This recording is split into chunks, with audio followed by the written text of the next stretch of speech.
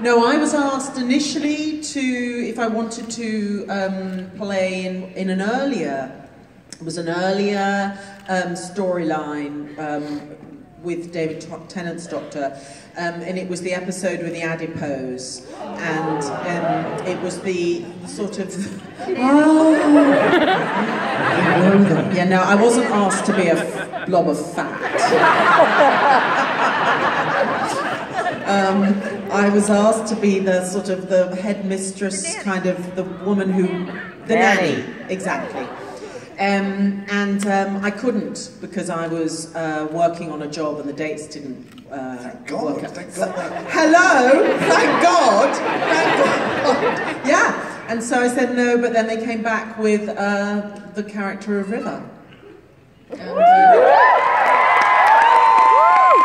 Deserves a big win. Do you know if they... Sorry, I'm taking over. Do you know if they had the plan of what would happen to River, or did they just think, oh, she's really good, and carry it? No, apparently Stephen always knew. I do. He says this all the time. I don't believe it. Do you not believe it? I think he says it to sound cleverer than he is. So he's really clever. Yeah, he is really clever. I don't know, because Russell T Davies said that he had an inkling, because Russell T Davies was actually, he was the producer, showrunner at the time, and Stephen was his sort of top writer. And Russell says he knew that there was more to the character of River than just that 2-episode story arc, because there were too many threads kind of just left dangling, and he knew Stephen well enough to know that he's not that sort of a writer. So, I don't know. I mean, maybe he was leaving the options open just in case I was a shit actress. So then I really would have just died. We really enjoyed you in the Christmas episode, and as you did that, could you even possibly imagine the arc of the past few years of everything she's been through, that character? No, I mean, it's been great. It's been a great journey. May not be over yet. One night is 24 years, after all. But it has been fabulous, yeah. Arthur, how about you? How did you step into the role? I just auditioned for it. In an old-fashioned way. Yeah, I'd kind of taken a break from acting for a bit and was doing some music, and was up in Edinburgh with my dad doing the music for a play with my dad, which was great. And they were auditioning up in Edinburgh because they were auditioning for the young Amelia Pond as well. So they were all up there, and because I'd done a play with Matt before, and we'd always said that we wanted to work together again. Although it was an interesting experience on that play, I think we just wanted to kind of get that out of our system. And yeah, because I joined later, even though I was in the first episode, they started filming the series before I joined. So I saw on the news that Matt had got the job as the Doctor, and I sent him a message saying, I'm going to buy a pencil case with your face on it. Which I did. And then, yeah, audition, and then had to audition with Matt, which was great. And we get on so well that it was just easy. You know, this is kind of the end of an era. You mentioned Moffat, and he's had an incredible run as a showrunner. Any favorite memories or anything as you look back on as far as stuff that I can't talk about Stephen? There was the end. I can't remember which episode it was. I think it was the end of the. I think it was the big reveal for you. That you were. What, when we were in that huge hangar? Yeah, but the was it the read through of that where there was a false ending and it didn't make any sense? Yeah. And Stephen then took us down a corridor. It's so not glamorous, down a corridor in a horrible room in Cardiff, and tried to find the right pages on his laptop and was kind of showing us on his. It was awful, but it was fun. It was very Stephen to be shown the end of the script kind of on the floor by the toilets. He didn't let literally, the crew didn't even know what the ending was. There was just the actors who were literally involved were just given sort of a couple of odd pages.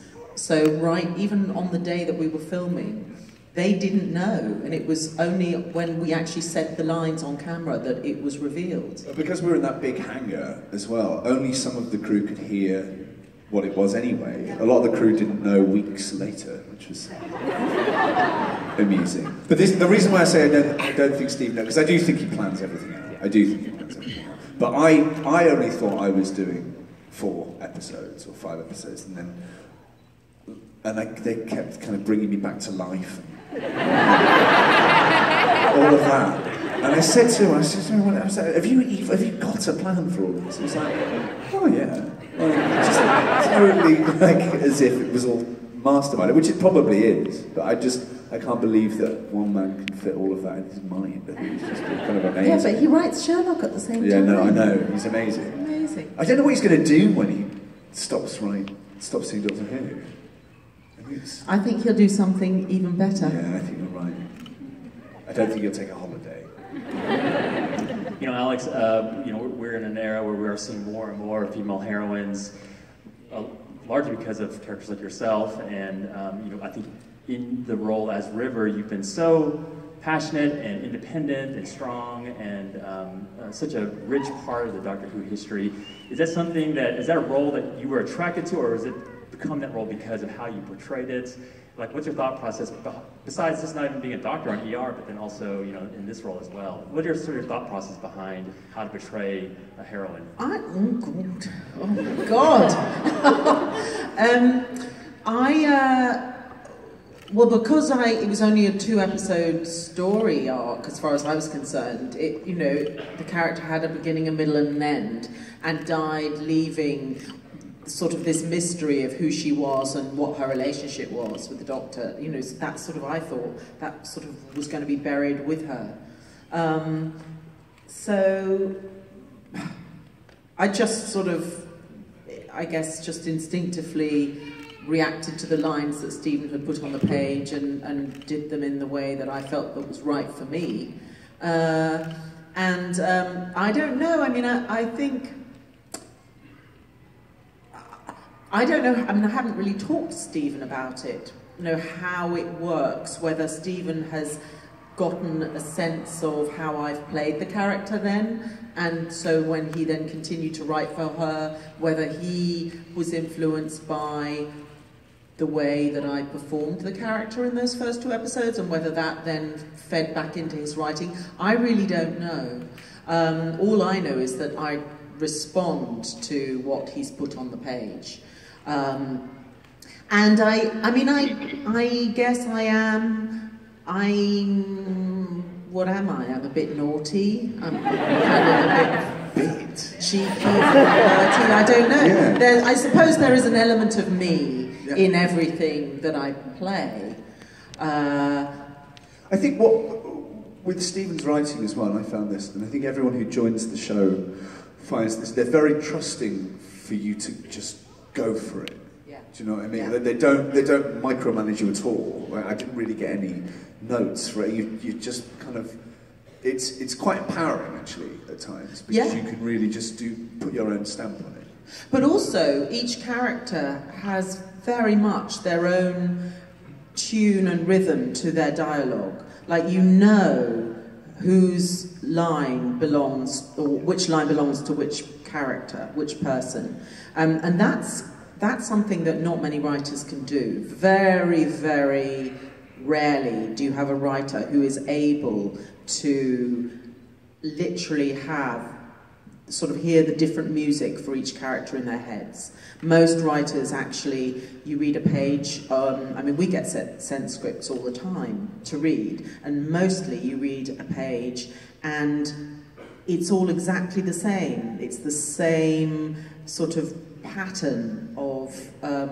it's the writer's voice rather than the character. Yeah, it's the writer's voice. So that's when you know that you're in the company of somebody who is really brilliant at what they do.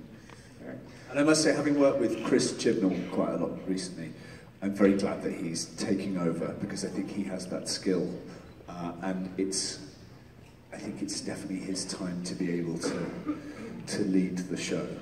I'm very excited to see, as much as I'm very sad that Steve is leaving, I'm very excited to see what Chris does with it. That's great. Arthur, whether you've been working with the Time Lord and now basically a Time Lord yourself on Legends of Tomorrow.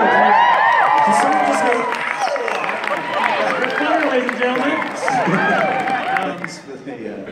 There's some obvious parallels, and so what is, in your past experience, has helped inform and shape your I don't know what it's really like. Obviously the character, but for me the jobs are totally different because the characters are totally different, and I think it reflects different times in my life. Because when I started Doctor Who, I was quite a nervous person. I think that came through slightly in the trail of Rory. And now I've definitely learned a lot and gained in confidence. And I think I wouldn't be able to do this part 5 years ago. So I don't know. I've been really lucky with getting it. But for me, it's a totally different experience. It's it's active rather than reactive. I'm having a real ball, kind of working out who he is. How would you describe the culture of the environment in comparison to a BBC culture environment? I don't know. It's Craft service. Yeah, craft service. Right, you get fat. It's just really hard not to get fat. Because as soon as you're like, oh right, okay, I'm going to go on a diet now. Like yesterday, they brought out these like pastries with cream frosting on top. Like it was like everything had cream frosting, like croissants with cream frosting. Everything was just. I was like, are you kidding me? Well, us Americans, we know how to get fat. Yeah, we do. Well, I'm filming in Vancouver, and like, I suppose because it's cold up there, maybe you need to. But yeah, no, it's great. It's longer hours, and it's I'm away from home, so it's tricky, but I'm having a really good time. And before I go to audience questions, you guys have intersected not too long ago as Alex as Sarah Lance's mother, the White Canary, and so there's a thread there, right? And so I don't know, the same two universes. And yeah, any way we're going to see anything happen, intersection possibly occur with Legends and. I don't know. I don't know. I mean, I'm actually going back at the end of next week to film some Arrow. Yeah. But I never know. I never know what's been going on, and then I arrive and I still don't know what's going on. I just say my lines. All I know is I'm a very absent mother in these girls' lives. I find a little disturbing, to be honest. But then again, my character was the original Canary. Okay, there are mics out there. I have no idea where they're at because they're like 100 miles away. Is there a spotlight that I can see a mic? Can someone just start talking? Or there you go. Okay. Go ahead. Wow, you get your spotlight. Wow. Oh, okay.